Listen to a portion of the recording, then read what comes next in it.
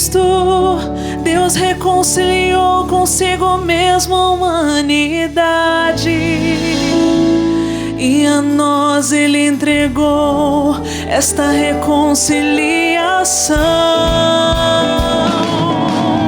Aleluia, aleluia, aleluia, aleluia, aleluia, aleluia, aleluia, aleluia. O Senhor esteja convosco. Ele está no meio de nós. Proclamação do Evangelho de Jesus Cristo segundo Mateus. Glória a vós, Senhor. Naquele tempo, disse Jesus aos seus discípulos: se o teu irmão pecar contra ti, vai corrigi-lo, mas em particular a sós contigo. Se ele te ouvir, tu ganhaste o teu irmão. Se ele não te ouvir, toma contigo mais uma ou duas pessoas, para que toda a questão seja decidida sob a palavra de 2 ou 3 testemunhas. Se ele não vos der ouvido, dize-o à igreja. Se nem mesmo a igreja lhe ouvir, seja tratado como se fosse um pagão ou um pecador público. Em verdade eu vos digo, tudo o que ligardes na terra será ligado no céu. E tudo que desligardes na terra será desligado no céu. De novo eu vos digo, se 2 de vós estiverem de acordo na terra, sobre qualquer coisa que quiserem pedir, isto vos será concedido por meu Pai que está nos céus. Pois onde 2 ou 3 estiverem reunidos em meu nome, eu estou ali no meio deles. Palavra da salvação.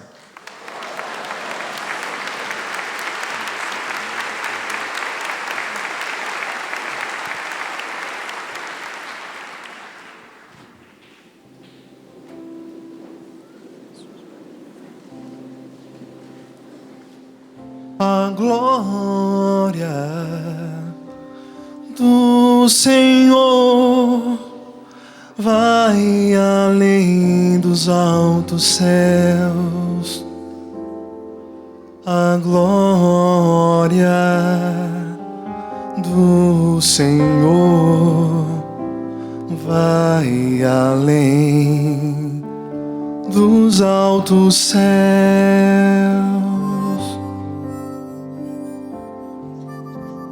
Meus queridos irmãos, minhas queridas irmãs, nós adentramos a 19ª semana do tempo comum.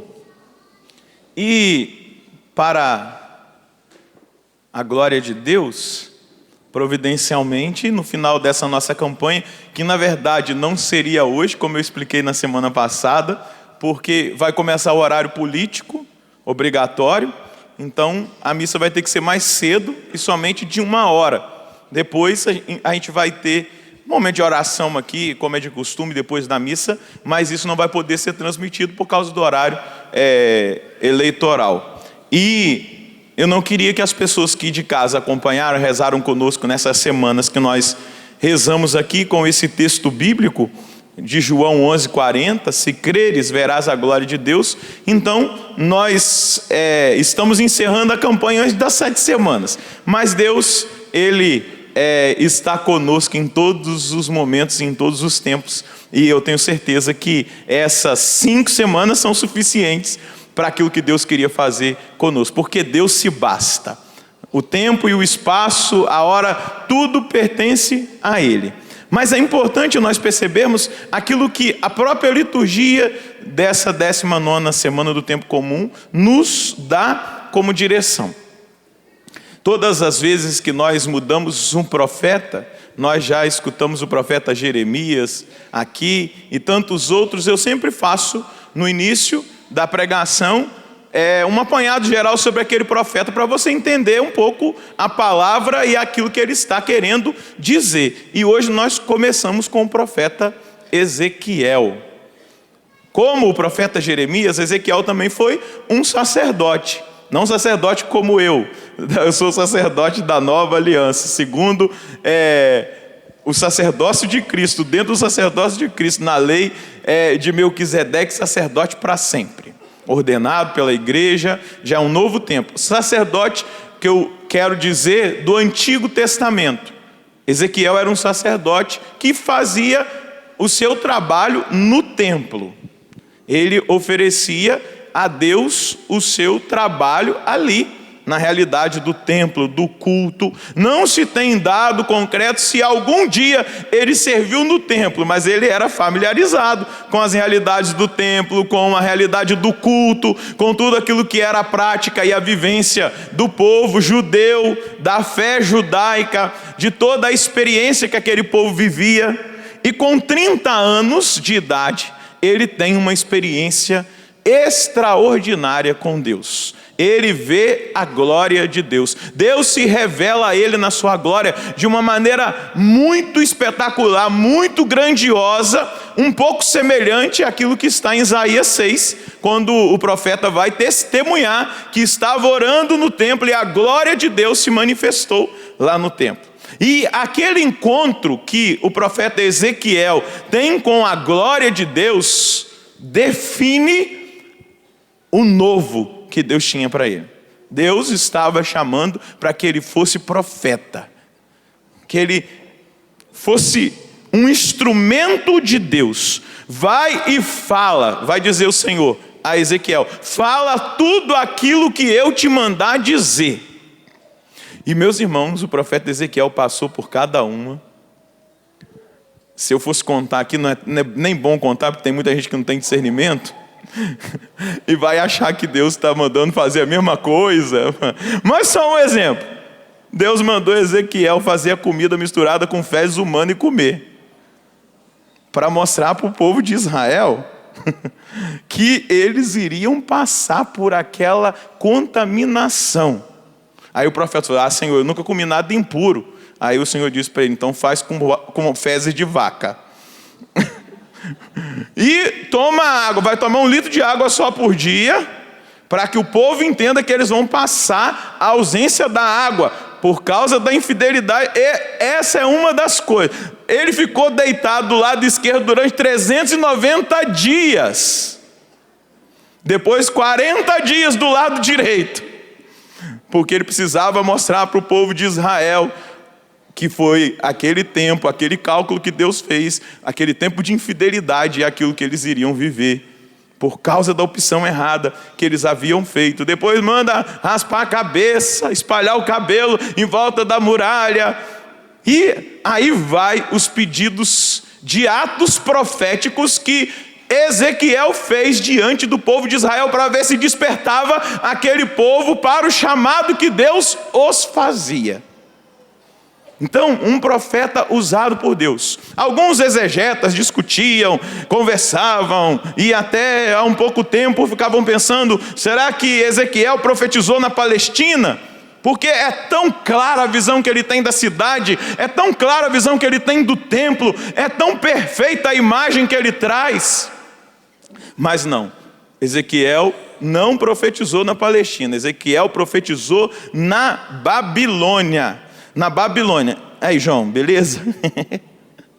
Na Babilônia, Ezequiel profetizou.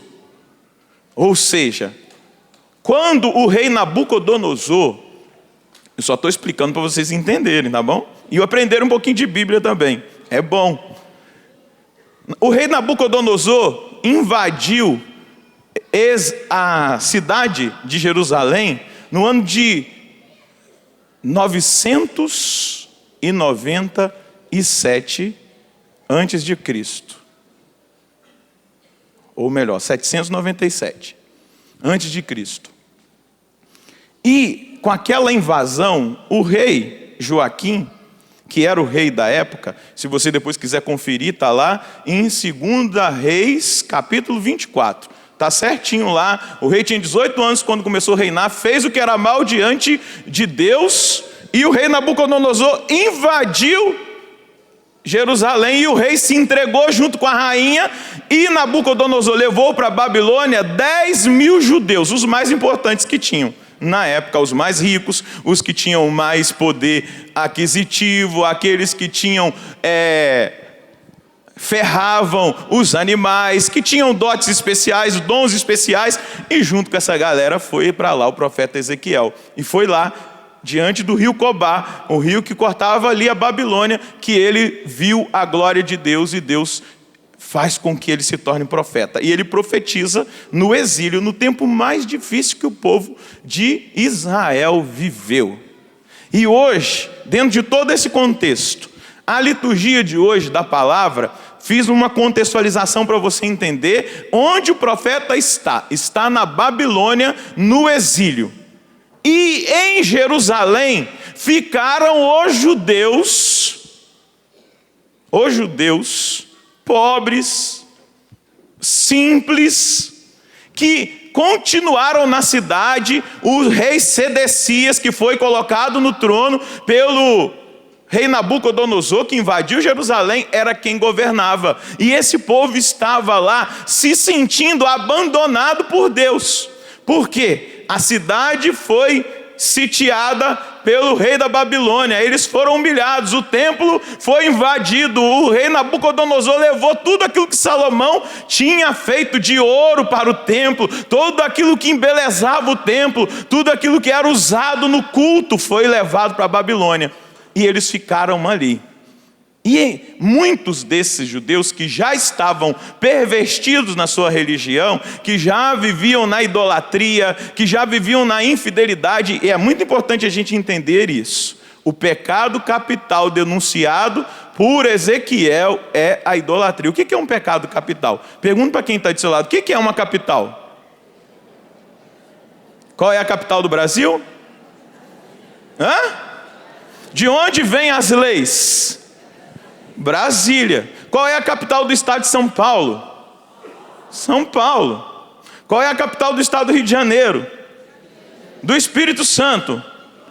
Aonde está concentrado o poder, e esse poder envia as ordens para o resto do seu estado ou do seu país. O pecado capital, e aí depois a gente pode ter umas aulinhas de pecado capital aqui na missa do clube quando der, para enfiar na liturgia para você entender. O pecado capital que Ezequiel denuncia é a idolatria. Ele é a fonte dos outros pecados cometidos pelo povo de Israel. A imoralidade que eles viviam, a infidelidade a Deus, a rebeldia, tudo brotava da experiência da idolatria, de um coração dividido, que não adorava o Deus verdadeiro. Esse povo subia nos lugares altos. Por que o Salmo 120 vai dizer, o salmista, para os montes eu levanto os meus olhos, de onde me virá o socorro? Não é isso que está escrito lá? Que como continua o Salmo? O meu socorro vem do que fez o céu. Ele olha para os montes, estava cheio de lugares de idolatria, postes idolátricos. Paulo vai dizer na carta aos Coríntios, não comais a comida oferecida aos demônios, porque eles comiam, faziam oferendas de comida, lá nesses morros, onde existia a idolatria. O povo estava contaminado, e o que Deus, na sua justiça, faz? Eu queria que você segurasse na mão um pouquinho de quem está do seu lado, balançasse a mão desse irmão e dissesse para ele, Deus é justo. Olha para quem está do outro lado e diga, Deus é justo. Então, meu irmão, diga para ele, então, meu irmão, presta atenção como anda a sua vida, porque a justiça de Deus, ela vai acontecer. Uma hora ou outra, ela vai acontecer. Ou você vai morrer, ou Jesus vai voltar, e a justiça vai acontecer. Balança a mão desse irmão e diga, presta atenção. Como anda a sua vida? A liturgia de hoje é uma chamada de atenção para como anda a nossa vida. Balança a mão dele e diga amém. Deus manda, ou melhor, o profeta é arrebatado em espírito e ele tem a visão e Deus diz que iria destruir aquele povo infiel. Você escutou bem a primeira leitura? Crianças, idosos, jovens, extermine a todos, mate a todos. Porém, ele na visão viu um homem de linho, um escriba, e ele recebeu uma ordem de Deus de marcar com selo todos aqueles que gemiam e sentiam dores diante da infidelidade daquele povo. Existia um resto em Israel que era fiel, um resto que não tinha se dado à idolatria, à imoralidade, que não tinha se envolvido com todo o pensamento social e religioso que aquele povo vivia. Eles não tinham se afastado de Deus, eles tinham permanecido fiéis a Deus. E como Deus é justo, se vai passar um anjo exterminador, vamos lembrar lá no Êxodo, pelo capítulo 12, quando o anjo exterminador passa, Deus diz: marque os umbrais da porta com o sinal do sangue, para que sejam poupados os filhos de Israel. O anjo exterminador passa, todos os primogênitos, os homens são exterminados, e só ficam os hebreus. Da mesma maneira aqui, um sinal. Marque com um sinal. A gente até fala: ai, que absurdo. Deus é justo, minha gente. Ora bolas, Deus é justo. A gente que não tem que brincar com Ele. A gente que acha que a misericórdia de Deus vai atuar na minha vida, então eu posso continuar na minha vidinha de pecado, na impureza, nos bate-papos da internet, na pornografia, no adultério, e pronto, e acabou, Deus é misericordioso. Não, Deus é justo, meu querido, e a justiça de Deus se estabelecerá sobre a terra, sobre a minha vida e sobre a sua. Mas nós precisamos trazer em nós essa marca da escolha, da fidelidade. Deus está chamando a nossa atenção. E olha, veja bem, diz o texto de hoje que o julgamento começará pela casa de Deus. Então, meus queridos músicos, levitas, sacerdotes, seminaristas, ministros de Deus, os pregadores, se preparem. O juízo começará pela casa de Deus, por aqueles que estão à frente, por aqueles que muitas vezes levam o povo ao erro, ao pecado, por aqueles que confundem a cabeça, o coração, a vida das pessoas, por aqueles que dão contra testemunho, que não são fiéis ao chamado que lhes foi feito. A palavra de hoje está dizendo: o julgamento começará pela casa de Deus. Apocalipse 7. Se você tem a Bíblia, vai lá. Apocalipse 7.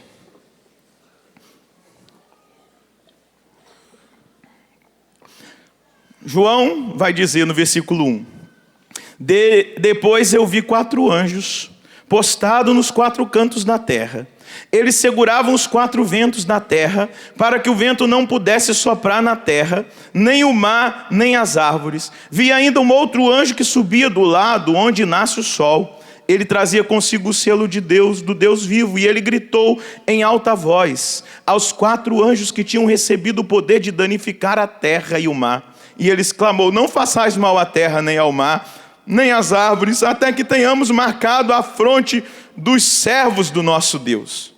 Ouvi então o número dos que tinham sido marcados.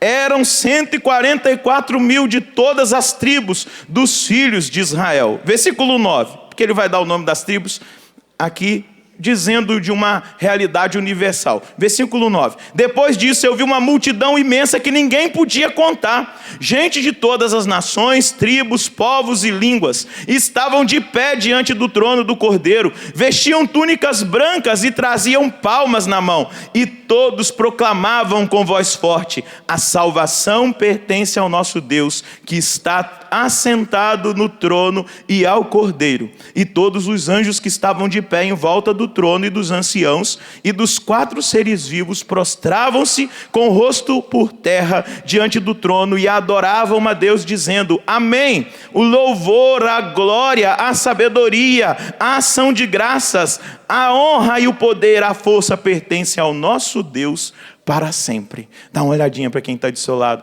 Você precisa estar nesse número, dessa multidão de escolhidos. Você é escolhido. Quem aqui é batizado? Levanta a mão. Fica com a mão levantada. Agora baixa a mão que você levantou na cabeça de quem está do seu lado. Diga para ele: você tem a marca na sua vida.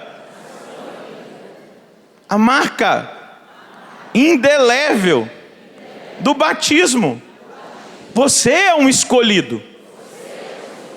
Olha para ele, dê um sorriso, diga: você é um escolhido, um eleito, para fazer parte desses 144 mil. Diga para ele, dessa grande multidão.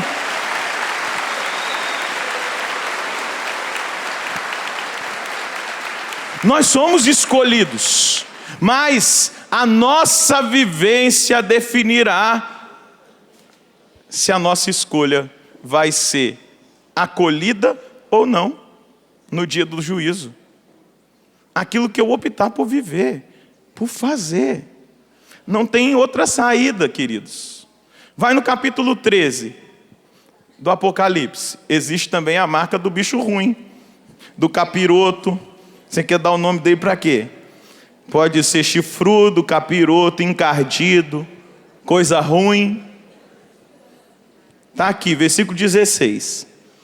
Ela faz com que todos, pequenos e grandes, ricos e pobres, livres e escravos, recebam uma marca na mão direita ou na fronte. Ninguém pode comprar ou vender se não tiver a marca, que é o nome da fera. Aliás, o número do seu nome. Aqui está a inteligência. Quem for inteligente, decifre o número da fera, pois o número representa uma pessoa. O seu número é 666. Número da fera. Então cuidado, você que tem mergulhado nesse mundo capitalista e dependido desse mundo para viver. Porque mesmo sendo escolhido, você pode depois aceitar a marca que não é a que Deus tem para você. A que Deus tem para você é uma marca de escolha que te dá a garantia de uma vida eterna, de salvação, mas uma marca que vai te fazer o escravo de um sistema. Ah, padre, é um chip, é uma tatuagem? Não sei, ainda não cheguei à conclusão. O dia que eu chegar eu te falo. Porque uma das coisas que Deus cobra de Ezequiel, no versículo 3, capítulo 3, é que ele seja uma atalaia, que ele seja uma sentinela a avisar o povo de Israel sobre as coisas de Deus. Se um dia eu tiver uma conclusão fechada, tudo indica aí, pode ser um chip sim, indica, mas não estou afirmando 100% de garantia. A nossa geração tem condição de um chip que vai ler, vai falar da saúde, vai falar do seu dinheiro, da sua conta, do seu número de CPF, ninguém vai te roubar, se você for sequestrado, você vai ser monitorado. É muito bom para o mundo capitalista, que pensa em dinheiro, que quer segurança, que tem medo de roubo, de um monte de coisa. Mas nós trazemos uma marca em nós. E sobre essa marca existe uma promessa. E a promessa daqueles que são marcados e selados pelo Cordeiro de Deus é de um céu, é de uma vida eterna, é de uma experiência da glória de Deus para sempre, é de estar face a face com Deus, é de estar na presença do trono de Deus, da glória de Deus. Existe um sonho, uma promessa que Deus tem para aqueles que vão lutar pela fidelidade. Lembra? É um pequeno resto. Nós estamos na Babilônia. Nós estamos no exílio. O sistema babilônico é implantado no Brasil e nas outras nações.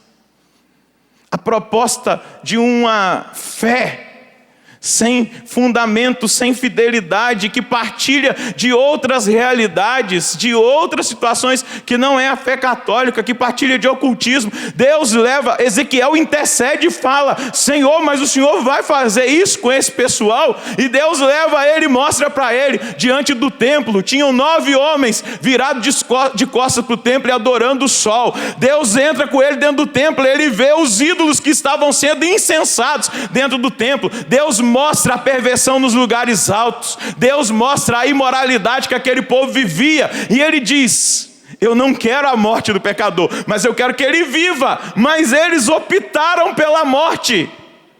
Eles optaram pelo erro. Eles optaram por aquilo que não edifica. Eles optaram por aquilo que gera a tristeza, a angústia. Eles optaram por realidades que não fazem bem ao coração e à vida. Eu não posso fazer nada, Ezequiel, a não ser corrigir o erro.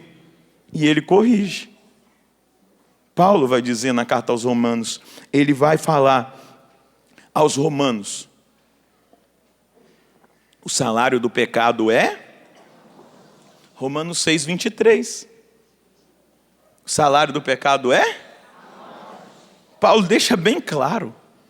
Ah, padre, você não está pregando coisa do Antigo Testamento. Não, estou trazendo para o Novo. O salário do pecado é a morte. Quantos mortos no nosso meio espiritualmente porque optaram pelo pecado? Quantos não experimentam o sabor da fé porque vivem uma vida na coluna do meio? Não é quente e nem é frio, é morno. E o morno Deus vomita. Quantos católicos, meia tigela, meia boca, que falam que é católico e não dão testemunho da glória de Deus lá fora, dentro de casa, com as pessoas na rua. Veja, Deus conseguiu enxergar no meio de Israel um povo fiel, um pequeno resto fiel, diante de uma multidão, um pequeno resto. Mantinha-se fiel, não se contaminou com o mundo, com as coisas erradas, com o mal, mas permaneceu fiel a Deus. E Deus quer a minha, Deus quer a sua, Deus quer a nossa fidelidade, para que no dia em que nós vivermos o nosso juízo, esse juízo seja para nós uma bênção e não uma desgraça.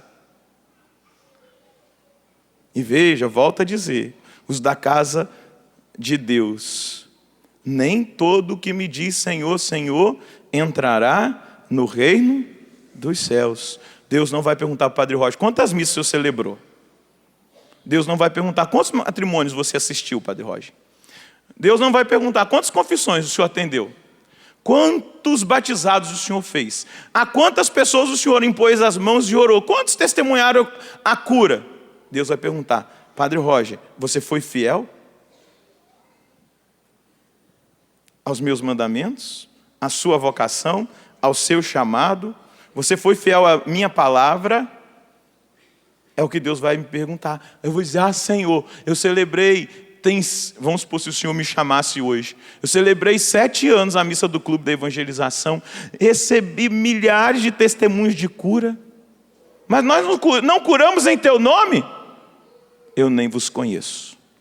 Mas você não pregou nos Estados Unidos, no Paraguai, na Argentina, no Brasil inteiro? Você não pregou na Europa? Você não foi não sei aonde pregar? Foi chamado para cá e para colar? Nem vos conheço. Nossa, mas o meu nome apareceu em tantos cartazes. Nossa, foi viral lá no Facebook. O encontro foi um monte de gente. Ginásio lotado, estádio lotado, centro de evangelização lotado. Eu nem te conheço, querido. Nem te conheço. Porque Deus é justo. Nunca se esqueça disso. Deus é justo. Diga isso para você: Deus é justo. Mais uma vez. Mais uma vez. Deus é justo. E é interessante como que a profecia de Ezequiel, ela muda a partir do capítulo 25. Depois que os caldeus destroem Jerusalém, e acontece isso que essa visão do capítulo 9 e 10 nos traz, a glória de Deus sai do templo, O povo de Israel vê, a partir da profecia de Ezequiel, que a glória de Deus os havia abandonado. Eles estavam no exílio e eles sabiam que havia ficado um pequeno resto. Eles ficaram desanimados, abatidos, sem esperança nenhuma. E aí Ezequiel mostra para eles no capítulo 37, no Vale dos Ossos Ressequidos, o que Deus é capaz de fazer com aqueles que estavam mortos e sem esperança. Uma palavra, diga uma palavra profética, profetiza sobre esses ossos para que eles voltem a viver. E depois o povo volta, toma posse de novo da sua terra, volta para Jerusalém, mas a única vez que aquele povo contempla de novo a glória no templo é quando Jesus entra. Quando Jesus está no templo. A glória de Deus voltou no templo e eles não conseguiram reconhecer a glória de Deus na pessoa de Jesus Cristo. Eu queria perguntar para você como anda a sua vida. Diante da palavra do Evangelho, tudo que ligares na terra será ligado no céu. Quem você processou no tribunal do céu? Quantas pessoas você processou e abriu um processo no tribunal do céu e esse processo ainda está lá? Porque o que você liga na terra será ligado no céu. Quantos estão lá no tribunal de Deus, marcados pela nossa mágoa, o nosso ressentimento, o nosso ódio, a nossa raiva? Ao invés de nós entregarmos para Deus, nós nos achamos os donos da justiça. E aí colocamos um processo diante de Deus. Contra o seu pai, contra a sua mãe, a sua esposa, o seu marido, seu filho, a sua amiga, o seu amigo, o seu patrão. Por isso que Jesus vai dizer no Sermão da Montanha, no capítulo 5. 6, 7, o Sermão da Montanha, Jesus vai dizer: amai os vossos inimigos, orai por aqueles que vos... Como nós vamos conseguir alguma coisa de Deus se o nosso coração está dividido? Se não tem comunhão? Se existe um muro dentro de nós? Ali está dizendo no Evangelho que a nossa oração é ouvida quando nós estamos de comum acordo. Mas enquanto tem processos abertos, que não foram fechados, que nós não tomamos a decisão de perdoar, não liberamos o perdão, não tiramos esse processo das pessoas, como nós vamos ter comunhão? Se o nosso coração está dividido, magoado. Por quê? A promessa é, todas as vezes que que 2 ou 3 estiverem reunidos em meu nome, ali eu estarei. Diga para quem está do seu lado: Deus está aqui. Nós somos mais que 3. Unidos aos que estão em casa, milhares. Mas só funciona se nós tivermos comunhão. Por isso, hoje, para refletir a glória de Deus, ser um escolhido, tenha coragem, nessa Eucaristia, de se colocar diante do tribunal de Deus e retirar o processo que você colocou nas pessoas diante de Deus, pela mágoa, pelo ressentimento, pelo ódio, pela vingança. Eu não perdoo. Diga para esse irmão, muitas vezes eu não perdoo. Perdoai as ofensas. Como é que é no Pai Nosso? Perdoai as nossas ofensas, assim como nós perdoamos a quem? Até a condição do perdão passa pelo perdão de Deus na nossa vida, passa pelo perdão aos irmãos. Ou eu estou enganado? Não. Para nós refletirmos a glória, experimentarmos a promessa na nossa vida, é necessário nós criarmos juízo na nossa cabeça. É necessário. Segura na mão de quem está aí do seu lado. Balança a mão dessa bênção e diga: dá juízo nessa cabeça, Senhor.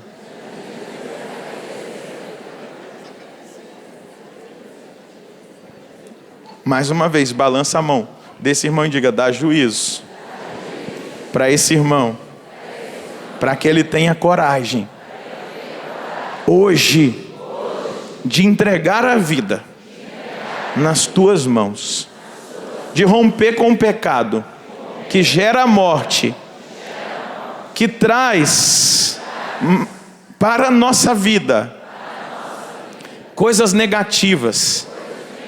Dá, Senhor, a esse irmão a capacidade de ser fiel, pela força da sua graça, aos mandamentos.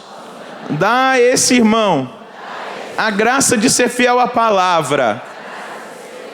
Dá a esse irmão a graça, a força necessária para não se contaminar com a mentalidade desse mundo.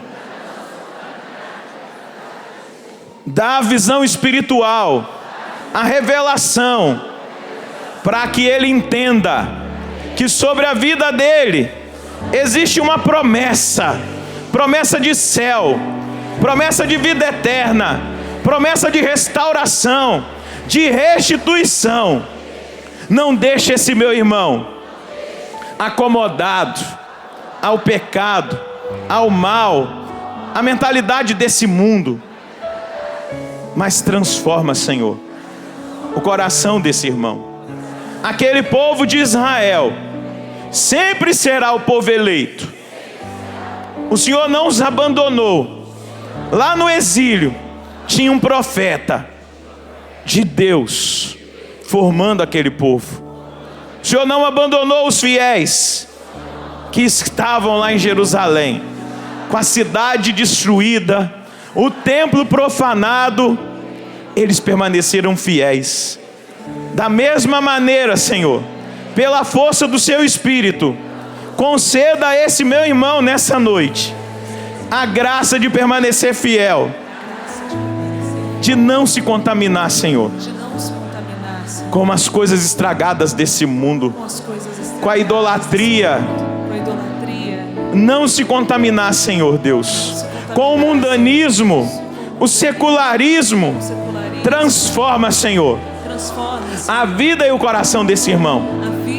E hoje eu peço, profeticamente, redesperta no coração dele um desejo ardente de fidelidade, que o leva, Senhor, a obedecer a sua palavra. O Evangelho diz: se um irmão pecar contra ti, vai até ele e corrija-o.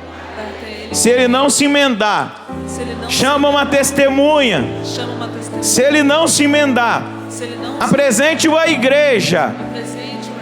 Se ele não se emendar, deixa ele viver como um publicano. Diga: ô Senhor, o Senhor olhou para o publicano Mateus, para o publicano Zaqueu, o Senhor olhou para a publicana adúltera e transformou a vida deles. É isso, Senhor. Eu não tenho direito de julgar, de condenar, não tenho direito de acumular no coração mágoa, ressentimento, ódio. E esse meu irmão que eu seguro na mão dele também não tem esse direito.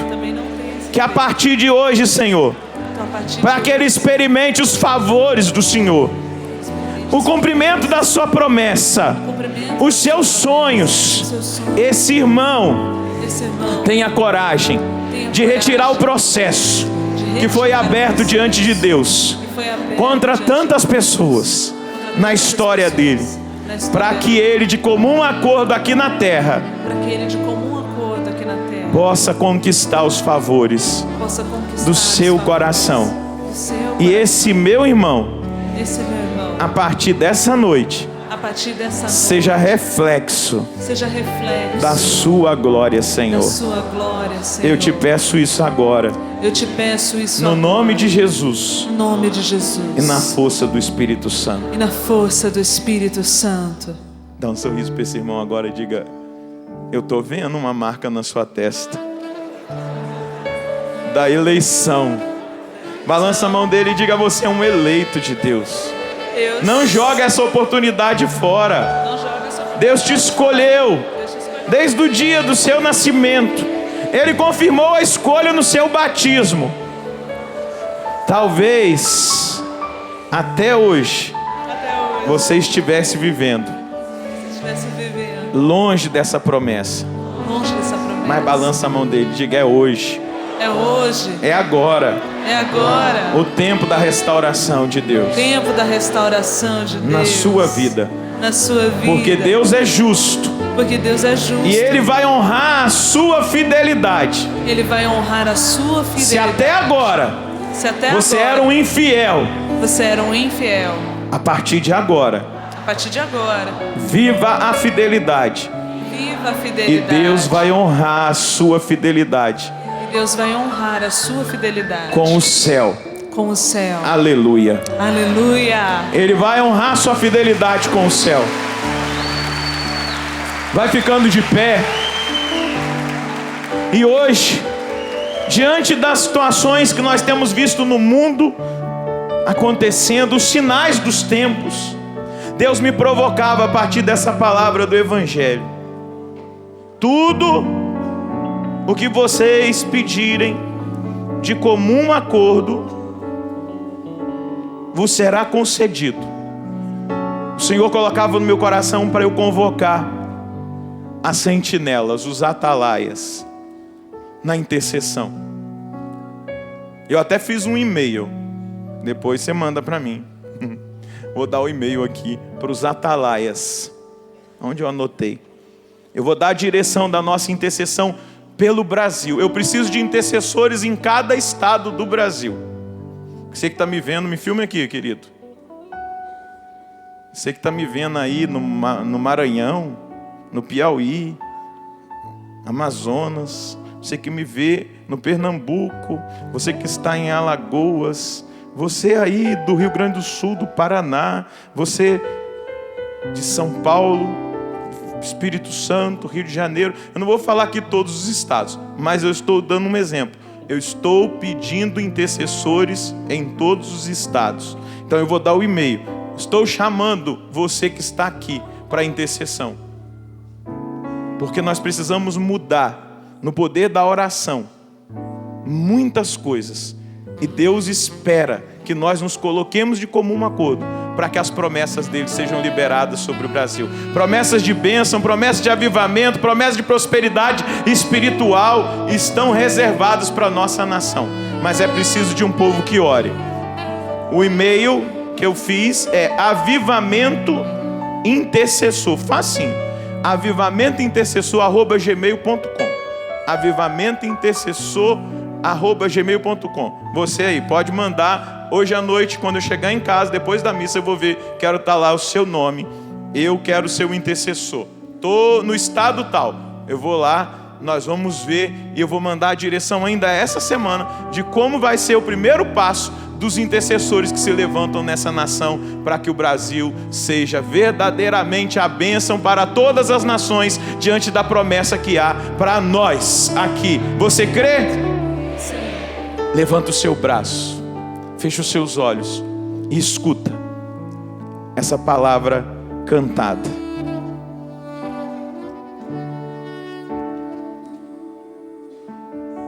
Senhor, preciso te dizer que é impossível me esquecer. Que não estou só nessa batalha. Que não estou só nesta batalha entre o bem e o mal. A cada nova experiência, a cada nova experiência eu te glorifico mais. Te ter é a maior diferença em mim. Se os bons combates eu não combater, minha coroa não conquistarei. Se minha carreira eu não completar, de que vale a minha fé tanto guardar? Se perseguido aqui eu não for, sinceramente um cristão não sou. A tua glória quero conhecer, viver a experiência de sobreviver.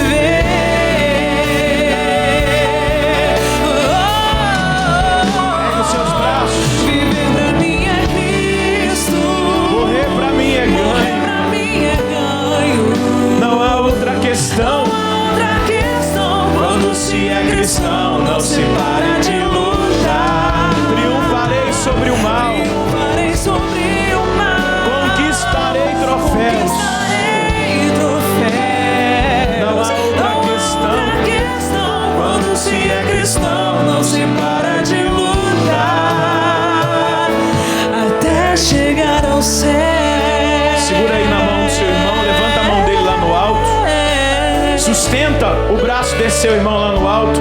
E eu quero convidar você a dizer para Deus nesse momento do seu desejo de viver a fidelidade. Vai dizendo agora com a sua voz, você em casa, você aqui, vai dizendo para Deus o seu desejo de viver a fidelidade a partir de agora, diante da revelação do profeta Ezequiel nessa noite. Os fiéis que foram marcados com o tal, com o sinal da cruz na testa, com a última letra do alfabeto hebraico, o tal, o sinal dos escolhidos, a marca dos eleitos. Vai dizendo para Deus que você foi provocado por essa palavra, para viver essa fidelidade, para viver essa entrega, esse abandono, essa rendição, para você ser reflexo da glória de Deus pela sua fidelidade, não uma fidelidade meramente humana, mas uma fidelidade pautada pela graça de Deus, que é disponível àqueles que querem viver a fidelidade, àqueles que se decidem por viver essa fidelidade. Vai dizendo, eu quero ouvir a sua voz nesse momento, dizendo ao Senhor do seu desejo, que você quer ser fiel, fiel à palavra, fiel aos mandamentos, fiel ao seu chamado, à sua vocação. Você que tem a vocação matrimonial, os sacerdotes, os seminaristas que caminham para o sacerdócio, os consagrados e consagradas. Nós queremos ser fiéis, Senhor Deus, ao chamado que o Senhor nos fez. Nós queremos ser fiéis à visão que o Senhor nos deu. Nós não queremos abandonar, Senhor, aquilo que é a sua direção. Nós somos esse povo que é convocado, que é chamado, Senhor, a viver nessa fidelidade, mesmo que nós sejamos o seu pequeno resto. É o seu pequeno resto que reflete a sua glória, que refletiu a glória do Deus invisível, do Deus poderoso. No meio daquela tragédia, daquela infidelidade, daquele pecado, existia um povo fiel. E nós pedimos, Senhor Deus, que o Senhor desperte a fidelidade, o desejo, a santidade, a vontade de viver na sua palavra. Manifesta, Senhor, nessa hora, no meio de nós.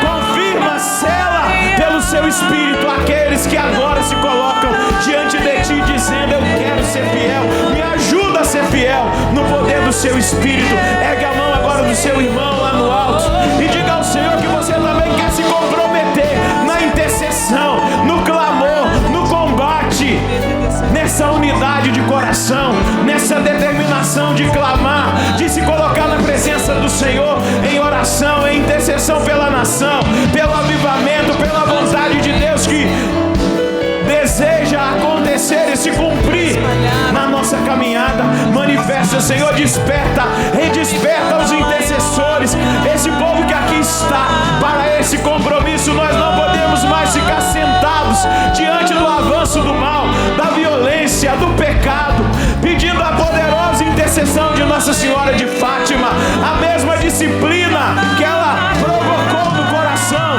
dos pastorinhos, de fazer penitência, de fazer jejum, mortificações pela conversão dos pecadores. Nós pedimos agora, ó Virgem de Fátima, a sua intercessão, para que isso seja redespertado no coração do povo brasileiro, da igreja aqui no Brasil, de nós aqui reunidos, daqueles que recebem a palavra em casa.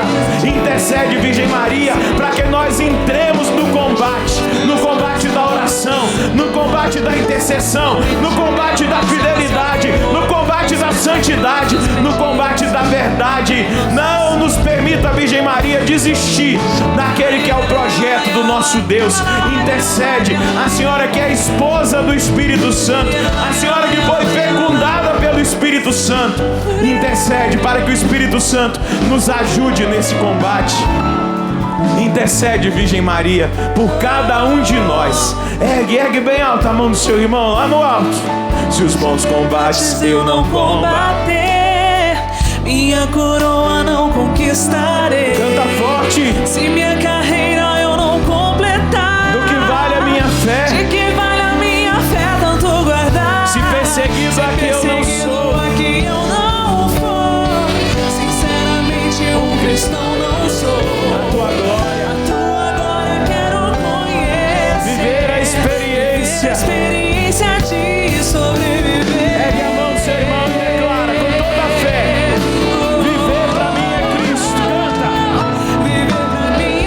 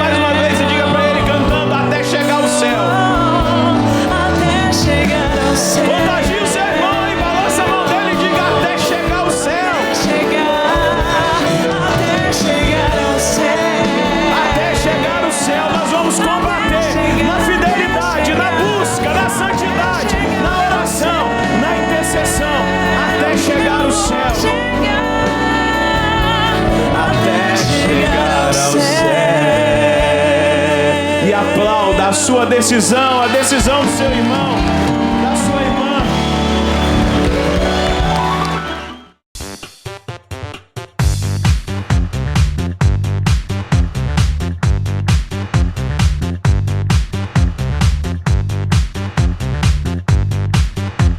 cançãonovaplay.com. Assine já!